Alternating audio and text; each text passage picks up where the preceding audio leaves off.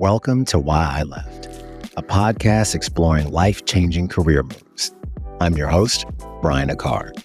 Join me as I chronicle real stories from real people about the bold decisions that transform their careers and lives. Let's dive in.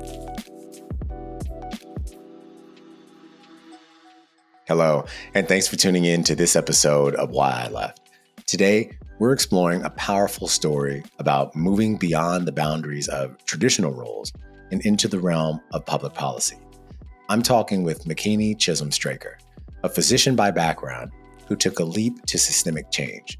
In her work as a domestic policy expert and reparations consultant, Makini has become a narrative change agent, aiming to address harm and promote justice on a wide scale.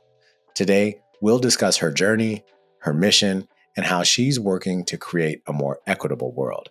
Let's go check it out. All right, welcome back. So our guest today is Makini Chisolm-Straker, a structural reparations specialist with a background in public health and domestic policy, a former White House fellow and visiting professor of history at Yale University's Gilder Lehrman Center for the Study of Slavery, Resistance, and Abolition. Dr. Chisolm-Straker's work focuses on reparations to Black and Indigenous people in what is now the United States. By centering the populations that are the foundation of the nation's fiscal wealth, Dr. Chisolm-Straker proposes structural changes that value and bring us toward communal abundance. I'm honored to have her here today to share her story, insights, and wisdom with us. So Makini, welcome to the show. How you doing? Welcome to Why I Left. Thank you. I'm out wrestling every day, and I'm grateful for the privilege to be able to do that. Love that. Well, would love to get some background on you for our guests, and would love for you to share, a little bit about your journey from traditional healthcare to becoming really a thought leader in domestic policy and reparations. Tell us more about that. Thank you. Well, I guess you could always go way back to birth, but we could start when I decided to become a physician around the age of 16. And at that point, I knew I was going into emergency medicine. And I was right. I went into emergency medicine. But I had this vision that I would go to my shifts, do my job, go home, live the rest of my life. and that would be a wrap. And that is not how things panned out. The first month of medical school, I learned about labor and sex trafficking, in particular, that people were presenting to emergency departments and other healthcare settings. But emergency departments in particular was important for the reason that I chose to go into it, which is, in theory, the values and ethos of emergency medicine is the sickest patients are the most important patients. So it's not about how much money you have. It's not about what language you speak. It's not about whether or not you have insurance. And that is also by law from the 1980s EMTALA law. So, I thought, wow, that's terrible that we're seeing people, but we're not serving them. And if anyone is among the most marginalized, it's folks who are surviving serious and what is considered at the time, for my head, extreme exploitation. And on the one hand, it is extreme. It's also so commonplace and so ordinary after 20 years of coming to understand that. But so I started asking questions, and people were like, "Oh, we don't have the data on that." And I thought, well, that seems very gettable. And so accidentally became a researcher, really just stumbled into it because, I think my parents would say, my grandmother would say, once I learned how to speak English and talk, why was a very popular question that I asked. And I was never satisfied with, even if you said, I don't know, the answer would then be, why?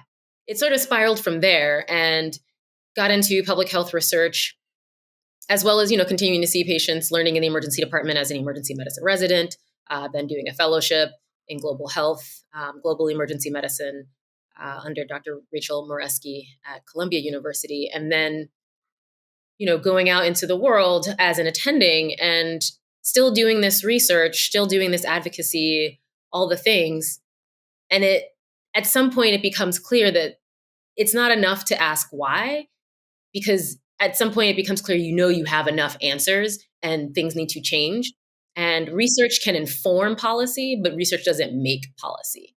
And as I thought more about the shape of exploitation across the nation as well as around the globe, it was very clear that domestic policy, and to some degree, certainly international policy, but for me, my focus was domestic policy, is what prevents harm and maintains well-being.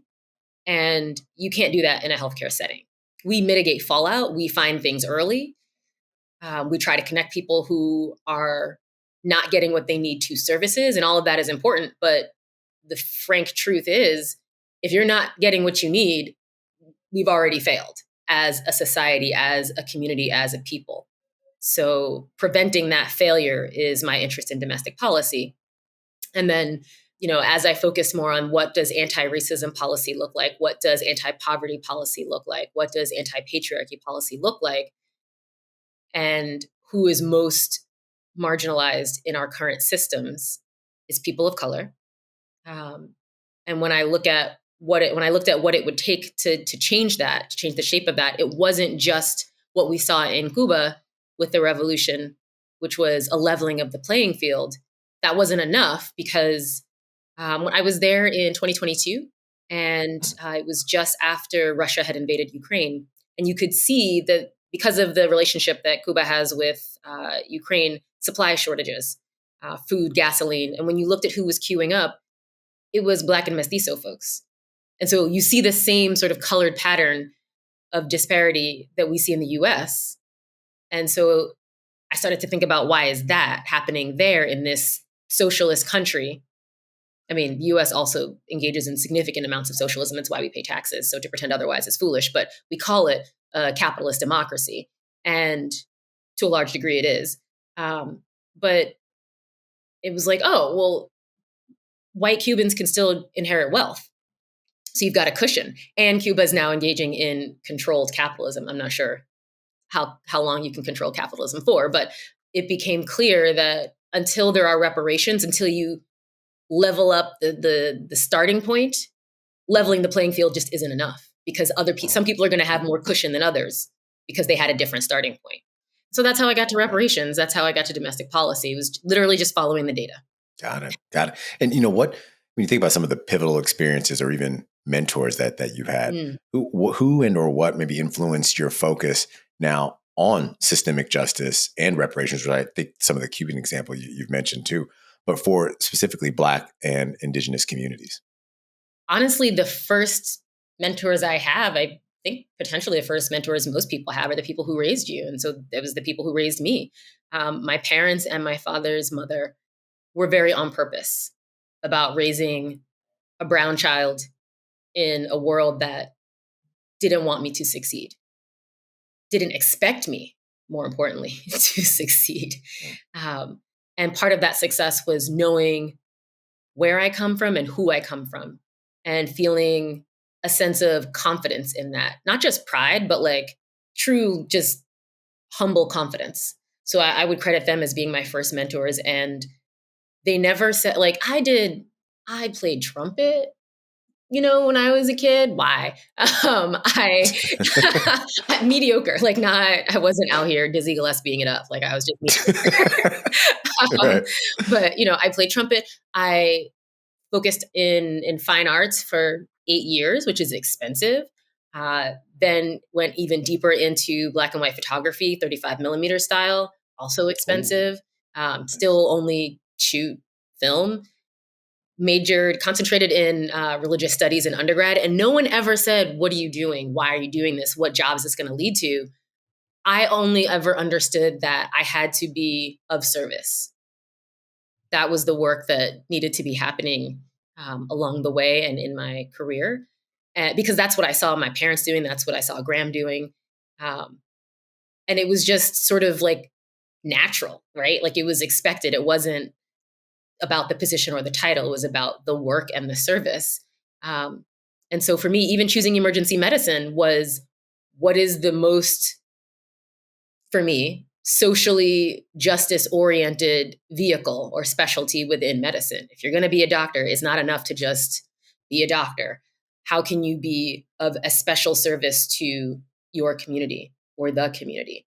So there's that for sure. And then because they did that and grounded me in history along the way, so learning in school, definitely. And I went to some great public schools in New York City, for example, had Black Solidarity Day off. So very on purpose about learning my history, understanding because my parents are, young people of the 60s and 70s, like learning about the Black Panthers and the American Indian movement and all the young lords and all the radical fighters of their time. And those folks inspire me. So knowing my history is super important, right? Understanding that history is data. History is some of the easiest data we have because it's like, oh, it happened. And then this happened so it's like, oh, you don't even need to do a study. You could just look back, right? So that's great. And then, of course, you have some really cool mentors that the universe continues to just be kind to me. Dr. Lynn Richardson, we met at the time I went to med school where I went to undergrad, and I was at an a cappella concert, and I was a counselor in a program called the Third World Transition Program. It's a orientation program for students of color by students of color. And I was a counselor in that program. And one of the students who's an undergrad, this was my first year of med school, her mother is Lynn Richardson, who's an EM doc. She was like, oh, mommy, this person's going to be, and she took me in right away and was like, oh, I run this program if you want to apply to do research. So she has always had my back. She has all of her proteges' backs, which I really appreciate, because she's interested in you shining. That's a true mentor, right? She's not in it for like, she's already got hers, She's looking to bring folks along. And then more recently, Dr. Kilolo Kijikazi, who was acting commissioner at Social Security Administration when I was there, just willing to this is someone who leads a federal agency who took time out to specifically mentor, like scheduled it, and not just me. So that kind of ethos models for me how I need to be. And these weren't necessarily people who were content experts in what I was looking to do. Dr. Richardson, at that time, my content focus was labor and sex trafficking and trans and genderqueer health. Those weren't her content areas. That wasn't going to dissuade her from making sure that I maintained a certain level of research rigor and ethics, and that I got connected to who I needed to get connected to, and that she did what she could to support my success, because my success is not just her success, it's the success for the people that we are here for the community. So yeah, I've been really, really grateful to have really just wonderful mentors along the way, and sponsors. Those are important too. Sometimes people don't mentor you, they don't have the time or whatever it is, but Dr. Jeff Klein, out of the blue, becomes my sponsor and is like, I think you should do this. I'm gonna put your name in for this. I support this. Making opportunities. Beautiful. Beautiful. And I can tell you, I think a lot, especially that last piece, I've had some great mentors as well, but the sponsorship piece has been instrumental in my career as well. The mentorship keeps you sane, don't get me wrong, right? But the sponsorship gets you, gets you sometimes in spaces that you just could not have imagined. Yeah. So, thinking about, as someone who's transitioned from medical research to now addressing systemic inequities, what would you say was or has been the most defining moment in your career, if that's even a fair question? I don't know if it's a fair question. I know that's a loaded one. It's not, for me, it's not quite like, oh, this happened and then everything was different. It truly was a following of the data, right? And it organically sort of took shape. I co-founded an organization with 5 other MD MPHs called Heal Trafficking back in 2013. And as we progressed into becoming an independent, so we had a fiscal sponsor for many years, and then, which is like it's like having a mentor as a baby NGO, you're like not quite sure how to go out into the world. And as you find, your feet as a duckling and you start to become your own duck, you need to become independent. And in that process, I sort of was like, okay, this is now my time to move forward beyond what Heal is doing and engage in that preventative work that we talk about from a public health perspective, but doesn't really happen, frankly.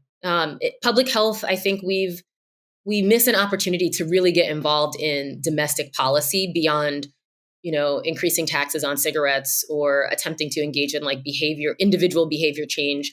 We're starting to do some more policy work, but it's so directly like, if this, then we measure this in the hospital, we measure this in the clinic. And I think we need to get further under, more fundamental and more foundational, because diabetes in and of itself, I'm not too plussed about it. I'm plussed about it because it affects people's quality of life. And how do you prevent diabetes at the population level? It's not finding it early, right? Finding it early means you can manage it better, theoretically, but that assumes that people have access to a home to live in, that they have access to medications, and that their pharmacies are well stocked every month, that they can afford those medications in one of the richest nations in the world, that they have access to healthful foods and can exercise, like all these things. And you have to get paid a living wage job to be able to do that. Like, it's none of those things are happening because we're finding diabetes early. Like, that's policy. And I recall, you had this White House fellowship. How did that experience really shape your approach to policy and justice work? It's interesting. I mean, I gotta say, the process to interview for the White House fellowship is like 6 to 7 months long. So it is emotionally taxing. It's intellectually a lot of work because there's multiple rounds that you prepare for. The people I met along the way, like they get a bunch of paper applications, and by paper I mean electronic now. But they get a bunch of written applications, like thousands for many administrations, and they whittle that down somehow to 100. So already I was like, what? Okay, because I just did this to get my friends off my back because they were encouraging me to apply, and by encouraging, I mean bullying. Good friends you have there. I know. Dr. Marwa Abdullah and Dr. Jackie Burgett just are the good bullies in your life. And so I just applied and was like, well, I hope, but I'm applying to other stuff because the odds are not in my favor. And got through to go to regionals, met the folks at regionals, and was like, all right, that was a great honor that I got to meet those people. I'm sure and I had sort of, resigned myself to not doing it. All that to say that the 14 other people, 15 of us total, that I have gotten to know over these years that were my co-fellows, exceptional humans, forget the policy part for a moment. And I think that's important because I think that before that, hadn't come into policy understanding. I was approaching policy differently, which is facts, data, lived experiences data. All those things are true, but who you have shaping policy will affect the policy, and how their hearts are guided and oriented will affect that policy. So I think learning that, and then also just learning like literally the nitty gritty of the things that hamstring policy and the things that propel it forward in the current system. And so understanding big picture, how I want the system to change and be changed, at the same time understanding if the system is going to do the changing, I'm not totally sure you can truly, dismantle the quote unquote master's house with the master's tools, but, understanding the ways that would happen, I have a deeper, more intimate understanding of now because of that opportunity. Yeah. And I'm glad you highlighted that piece, the humanity piece, not only with the fact that the people you in your court are good humans, but that when it comes to policy, people think it's just this magic thing that's happening. No, there's real people behind it, and the people behind that, how they are matters, right? And so I love that you kind of bring that humanity to that space, which kind of leads me into this next piece. I want to talk a little bit about some of your work, this intersection with medicine as well. When it comes to the mission behind your reparations consultancy, what outcomes are you hoping to achieve with this work? And tell us a little bit about the consultancy as well. Yeah, that is the hardest part, I think, because if for folks who know history, at least for what is now called the United States, reparations has been in conversation since colonizer contact. Since contact in 1509 in Puerto Rico by Juan Ponce de Leon, like reparations were due, were in order. And various native nations have been trying to engage in treaties, and the U.S. keeps reneging, and it just like does what it does. And then after 246 years of legalized race-based slavery, reparations is a very clear conversation. But what's interesting is that the first reparations for slavery did happen. It happened for the enslavers.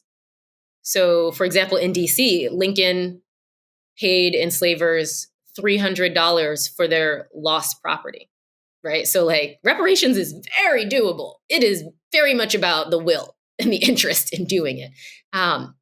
And so my focus is on policy-based reparations because, especially at this point, financial reparations, number one, they're overdue. So yes, they should be done. But number two, the system now has been baked so much in this very one specific direction, and that's affirmative action for white folks. But actually only affirmative action for specific white folks, because even under this sort of race-based economic class system that we have, white people are suffering, are being oppressed. They may not know it, but they are being used as pawns for a tiny elite class, and they're not benefiting. They're still having limited access to jobs, to healthcare, to education, all the things, right? So they're still having bad outcomes, and they're white, right? So in theory, they should be doing better off, and in some ways they are. Like, let's be frank, the black-white wealth gap is massive, and continues to grow. So on the one hand, I think closing that wealth gap is one way to measure success of reparations, of policy-based reparations. But you can close the wealth gap wicked quick with financial reparations, right? Like gap closed. The problem becomes you don't change the policies and that gap comes back. So it becomes like the cycle. Yeah. And so, but now you've paid reparations. So you're just like, well, we said we were sorry. But if that worked, if paying reparations worked, then Japanese internment would have never been possible again. And yet 9/11 happens, and now we have the Patriot Act, right? And we had Guantanamo Bay. So if you don't change policies, if you don't change structure, the same thing can and will happen again. And the fact of the matter is, to change policies and structures, you have to change your goals. What are your values? What are your principles? And so my position is we have to change our values and goals to center communal abundance. And then I'm not married to capitalism. I'm not married to democracy. I'm married to that goal. And we work on the methods to get to that goal, because that's the most important thing. Reparations are a part of that process. I don't believe that I will live to see communal abundance because I don't want immortality, and I decline to be cryogenically frozen. So I'm envisioning communal abundance truly for the seventh generation coming. There are metrics along the way, but we would have to first agree on that goal, that common goal of communal abundance, and then think about various methods and how you measure then the impact of that. One thing that people have proposed very simply, it's a simple solution that's proposed, difficult to implement in the current system, is increasing Black home ownership. How does the federal government increase Black home ownership on stolen land? The US government never had rights to this land. So yeah, you can do that, but you then are still marginalizing, harming Native nations. So how do we get in right relationship? How do we achieve communal abundance without perpetuating settler colonialism? That's the real goal to me. Right.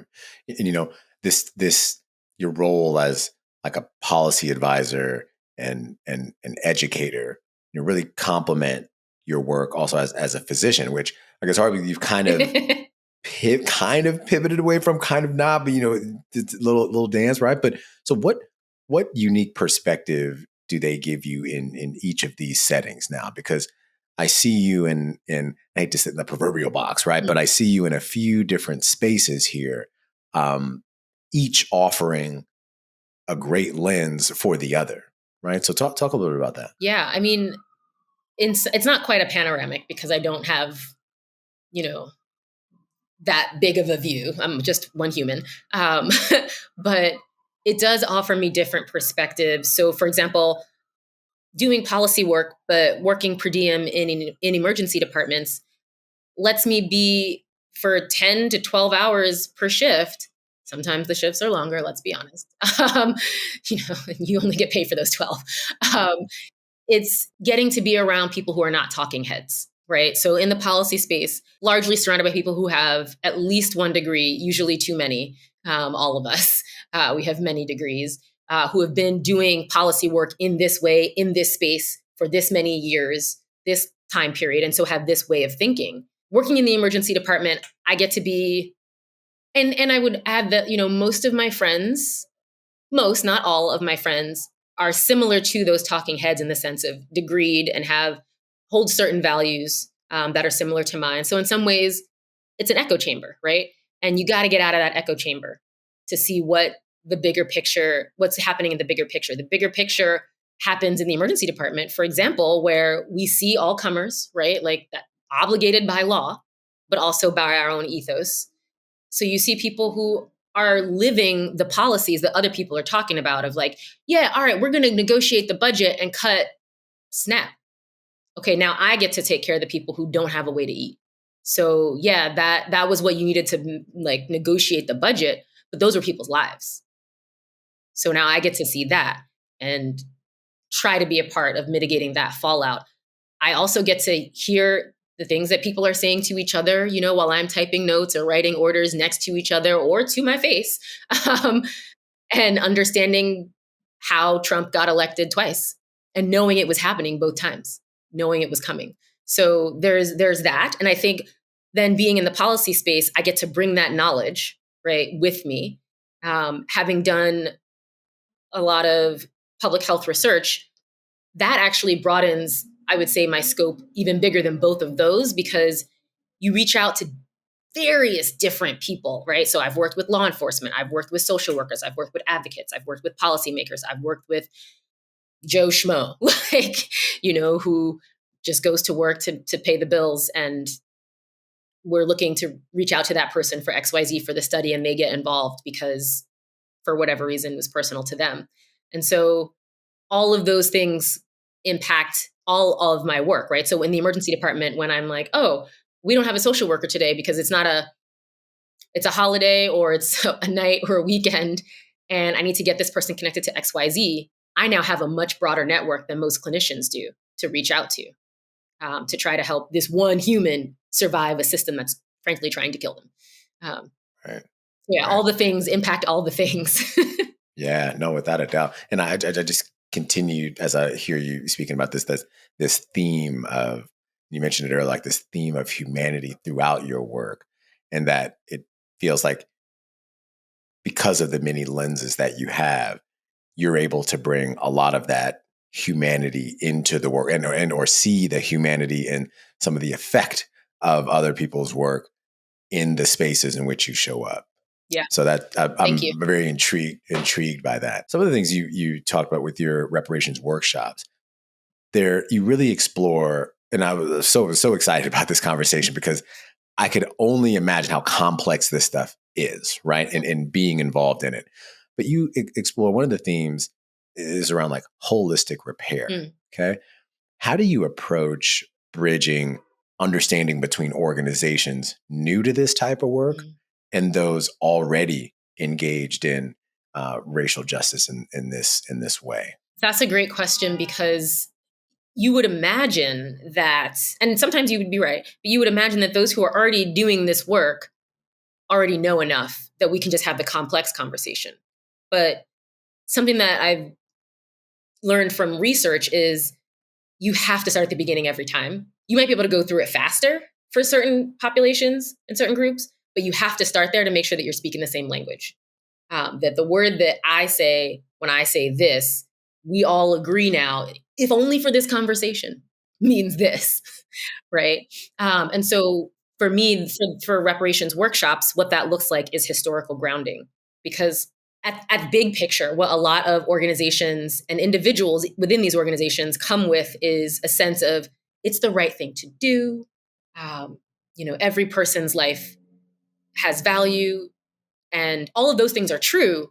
But if that's what you're going into policy with, it's not enough. To make good policy, to change policy's impacts, you have to understand the policies that were made their ramifications, and the policies that exist now, why they exist the way they exist, how they got built, and the ways that we're seeing those fallout now. And so starting with the historical grounding begins to we sort of level set, right? Like, this is the conversation, this is the language we're all speaking. And then, especially for the more advanced groups, I trouble the waters, and I, start with something like I, said earlier, which is, how does the federal government increase home ownership on stolen land, right? Like, and an example that I like to give is, this is not my idea. I cannot remember. I'd have to scroll through LinkedIn to figure out exactly when I liked this post. But this university professor basically said, we talk about land acknowledgements, and land acknowledgements should absolutely happen, right? Like, because it's important to say, for example, I am right now Makini Chisolm-Straker sitting in Lenape territory or Delaware territory. The Delaware were forced to Oklahoma. So they're not gone. They're just removed and have survived multiple efforts at genocide. But this is that land that is now called Harlem, and where I'm from is now called Brooklyn. But land acknowledgement, just doing that and then going forward with the rest, is the equivalent of, you have your water bottle. I walk over to you, take your water bottle, drink the water, put it down and say, and that water bottle, I acknowledge that came from Brian. And then I keep drinking the water bottle. Brian's still thirsty. Brian still don't have his water bottle. Right. Right. So we have to trouble the waters a bit and say, okay, that's one way to keep the system in place and act like you're sorry. But that's not what making amends is about. Making amends is about walking different, talking different, being different, acting different. You can't just walk up to someone in a 12-step program, say you're sorry, and think, cool, I'm done. You have to be different. You have to prove it. It's hard. It's hard work. Yeah. So, the fight that many racial justice organizations have had for decades has focused around civil rights. Civil rights are the most basic of rights. They don't change the system. Representation matters, but representation is not enough. You look at the Supreme Court today and you look at it in 1867, it is way more diverse. It is still not reflective of the United States as it was not then in 1867, but representation hasn't changed the outcome. Right? Like, visually, Yeah. yes, you have more women. Right. You have people of color. And yet here we are in an empowered fascist regime impending. Yeah, no, that's a good point. Good point.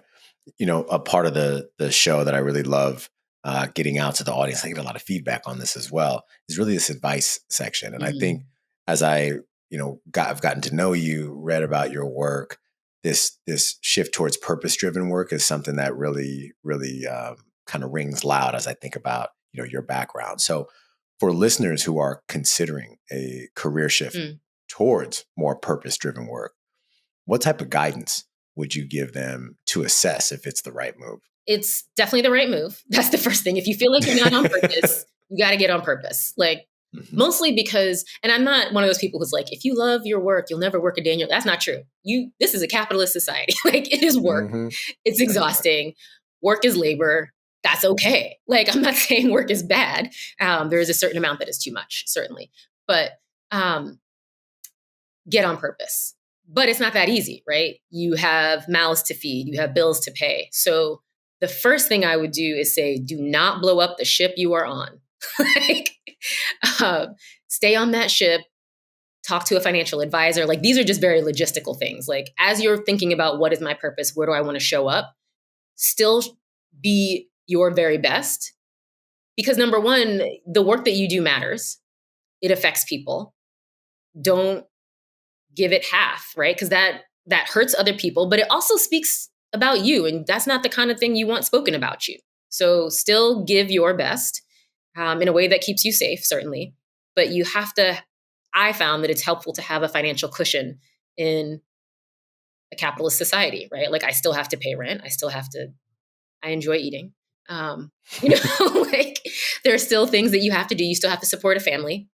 So you've got to have a cushion, and having that cushion actually keeps you safe from taking any next thing that seems like it might be close to your purpose, or at least is not what you're doing now, because that just means you will spiral, right? So having that financial cushion is super important. And the other thing that I think helps you maintain finding your purpose is a professional mission statement that I've had for, I'm going to say 15 years now.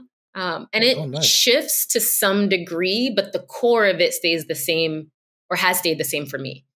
And it may change. Like, you may be like, oh, I thought this, but now I have seen the light and I have to change my mission statement. But having a professional mission statement that you have worked on that is concise, it shouldn't really be more than at most 10 sentences to me. Like, you should be able to get this out in an elevator pitch that you then, if you have a mentor, work on it with your mentor. But then if you don't, like maybe a trusted colleague or someone, not too many cooks in the kitchen, one or two people, and using that mission statement to help you say yes or no to things that are offered to you. If it doesn't meet your mission statement, if it isn't on your purpose, then the answer is no, thank you. I wonder if you might want to talk to so-and-so. Like, this may be a good fit for them. And then sort of finally recognizing that what you want to do, your dreamish job, may not be the very next thing you do. But what helps you get there, what builds your street cred, what also builds your actual skill set and content knowledge along the way, what keeps you on your purpose. And all of those things, those three things to me are clutch, but you can't safely do the last two things if you're not eating, if you don't have a place to like live. Like, just, if your core necessities are not taken care of, it's the same thing you see with any of your patients, right? They don't have a place to live. Nothing else matters. Right. Big themes I'm hearing. That be smart, be intentional though. Right? So, okay. So absolutely. Yeah. I love that. Yeah. How can someone in a more traditional role, and I think medicine, I'm in healthcare as well, but not on the clinical side, but someone in a more traditional role start contributing to social impact work within their current organization or field? Because I would imagine that's tough. And we saw a lot of this stuff kind of spark up around 2020-ish timeframe. But now that those things have kind of slowed down, if you will, in certain ways, how can someone really start doing that where they currently work? I think honest answer is, first, it depends on where you work. That's fair. Not everywhere is ready, interested. It might be against the organization's interests, whatever your purpose is. And so you may not be able to do that at your job and keep your job, to be perfectly frank. So I think you have to be aware of that, not just what they say, but what do you see, right? Because people talk a big game. That's the easy part. And actually nowadays it becomes even harder to even talk that game. But it's one thing to say something, it's another thing to see it being done. So pay attention to what you're seeing. And then understanding that, if you have a little bit of wiggle room in the money, donating is action, because again, in a capitalist system, your money is voting. That's how you vote every day. Not just, once every couple years. So number one, donating. Number two, pay attention to what's happening. The internet is this magical thing, that didn't exist or maybe it didn't exist for like the normal common person when I was growing up, and everything was like, the encyclopedia where you got information. So you had to know someone who knew someone you could talk on the phone or connect in person. Now you can look out into the ether and see. So maybe you're a teacher and you teach math and you're like, yeah, but how do I? Okay, first of all, if you're doing complicated math problems, you can work in words into your math problems, and you can do education that way. But you can also organize with organizations like Roots to Revolution that are teaching educators how to teach comprehensive, honest history. Kids can handle it. Like, kids handle complicated things every day. Sesame Street, Reading Rainbow have proven this. Children deal with difficult topics every day, and they're okay. Kids of color deal with difficult topics every day, and we're struggling, but we keep surviving, right? So like, it can be done. But thinking about that and getting involved with not every organization that exists, but pick one and pick a level of engagement that works for your life, makes sense for you, and then see how things evolve, right? The key, it's a difficult space, right? You want to find what you're interested in, what your skill set, what you bring to the table, and what's needed, right? Because you might have a skill set, but it's not needed for that particular thing. So don't keep trying to force a triangle into a circle, like it doesn't work. So you have to have those three things align and take your time. It's not, I think that's something that people, I'm an emergency medicine doc. I know people are like, oh, it's an emergency. And it's like, ooh, there's like one emergency today. Everybody else is okay. Like they can wait for the testing. We don't need to like run. Most times in an emergency department, nobody's running. If I see a nurse running, I just run. People are like, why are you running? I don't know. He's running. Like I should chase him because he knows something. Like Right. he's going to need Right. help wherever he's going because we don't run. There are very few needs to do that. The situation we're in did not happen yesterday. We did not get here on November 6, 2024. We got here 1509, 1492. We got here a long time. It took a long time to get here. So don't rush into things.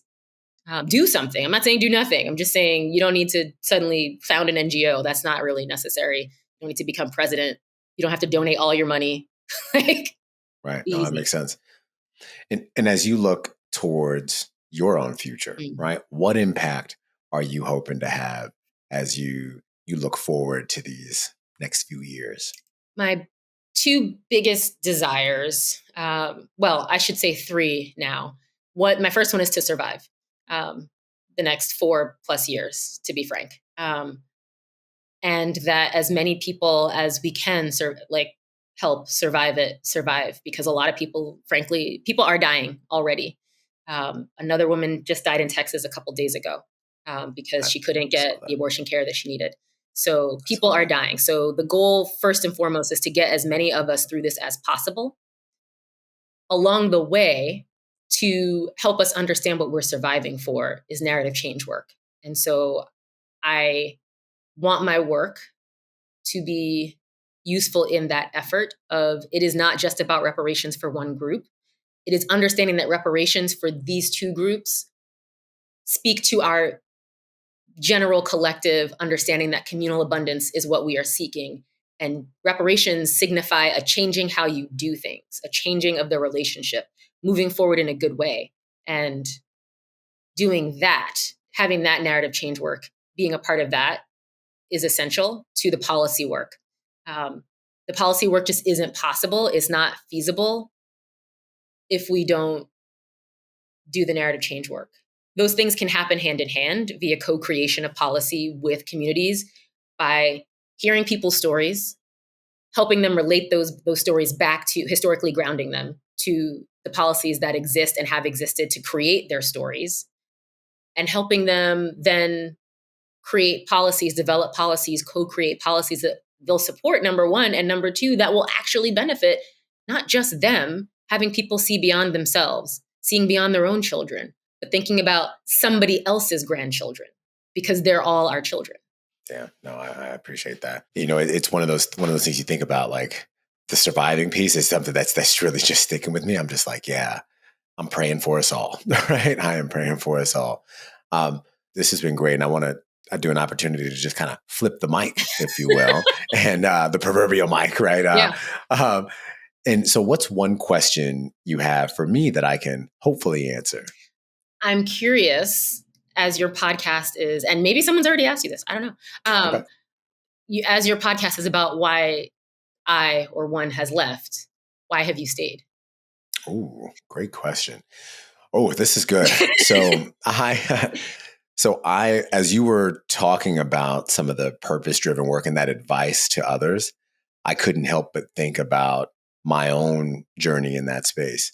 Now, one of the things, and I'm sure this is one of my takeaways, is going to be, you know, I've written out, I have a vision for what I want my kind of career and space to be, but I don't know if I've officially like written down this career statement, right? But 2020 was kind of an epiphany year for me in that I worked on things that ended up helping save lives, right? I'm in healthcare, non-clinician, but worked on that redeployment efforts when the COVID first started. We ended up saving a few lives and it touched me. I then started chasing that feeling. Well, how can I get that feeling again? Because I just had never felt that before. I'm an attorney by trade. No one was ever happy to see me before. You know what I mean? Like, so like I was like, oh, what is this? Right. And I could only imagine that's how like an emergency doc or any doc could feel like when you save a life, that must be just, you know, ridiculously like the euphoria you must feel like, okay, great. So I'm never going to experience that, but what could I do that's close to it? So I eventually then had an opportunity to do some um, education work. And I'm now leading, long story short, I'm kind of leading now education work that is really highlighting for my specific capture areas around high school students, early careers, Mm.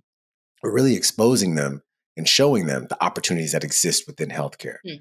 So I give that background because one of the reasons I have actually stayed at my current organization is because I feel like I'm now doing work that I was meant to do. Mm. And the feeling that I've gotten from talking with these young people, a lot of them from underserved communities in and around the city, and being like, hey, healthcare, oh, doctor, nurse, yes, we need those, but did you know about this?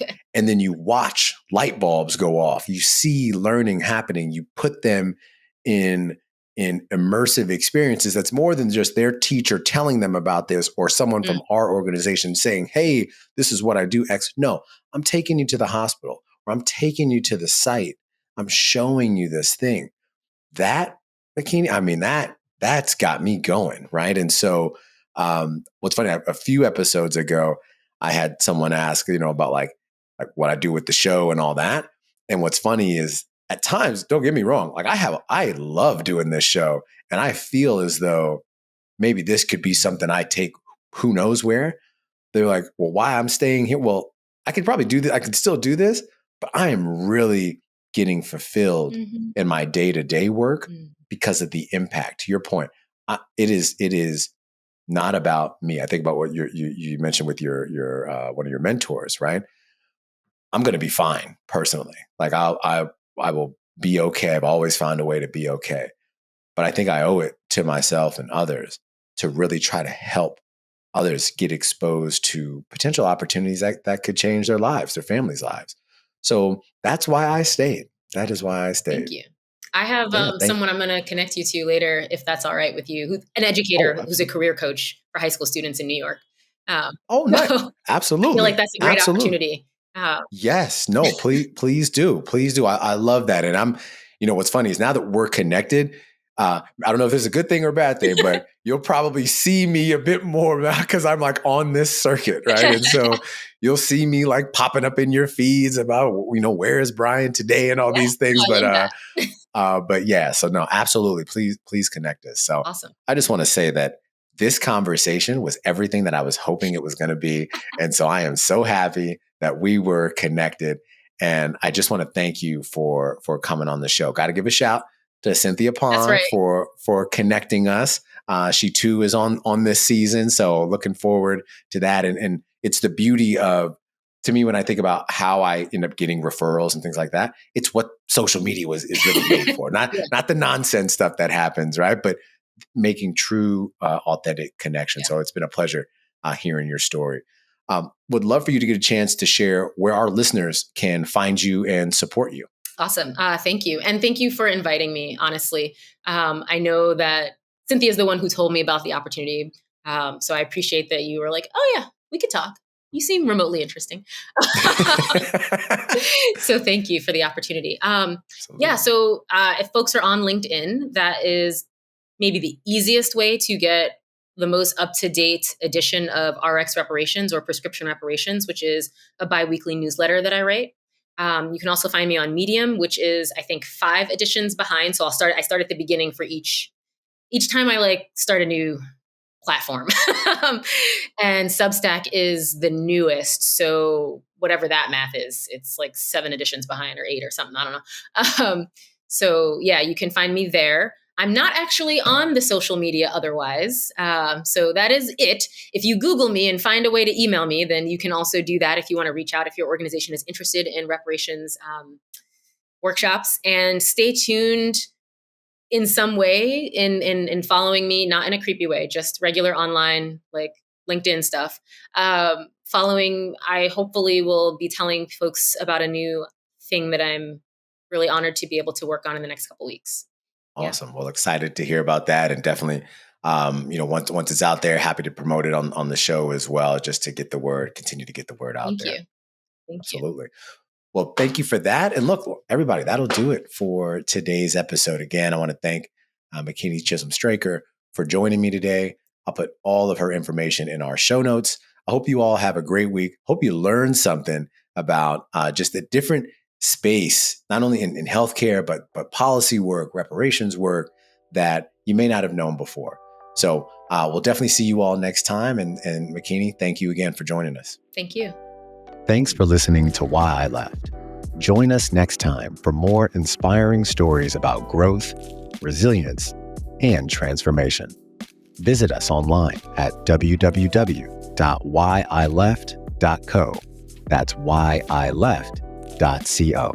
And subscribe on YouTube, Spotify, Apple Podcasts, or the Alive Podcast Network. See you soon.